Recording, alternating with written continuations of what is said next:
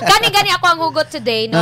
Bahalag, wala ko'y madawat sa Hearts Day. Basta ang importante, anad na ko.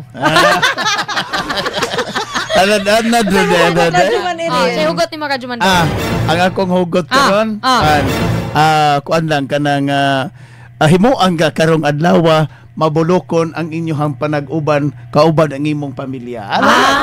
Yawa ka dyan dong. Oy, ka dyan nabi. Kung na ako'y makita magakos sa dalan, makafeel ko gakos para group hug. Wala, iyan ito kipagandaman. Alam mo, kay group hug, kalupit ko. Happy Hearts Day sa tanan. Taas pa ang adlaw mga kasama. So enjoy your day together with your family. Kung single man ka, then natay self-love kasama. I-date imuhang kaugalingon. Or kung naaman kay partner, then spend time with your partner, asawa, or bana, o sa imuhang pamilya. Okay, gawin mo agas. Yes, mga kasama. So, ayaw ka gool kung single ka, kanunay lang, enjoy ang imuhang season and continue to trust the Lord sa imuhang plano sa iyong kinabuhi. Sakto. Single lang yun ka forever. Kana, og pahinomdom pod nato ha nga kining ang true source sa gugma, ang Ginoo gyud. God is love, mga Amen.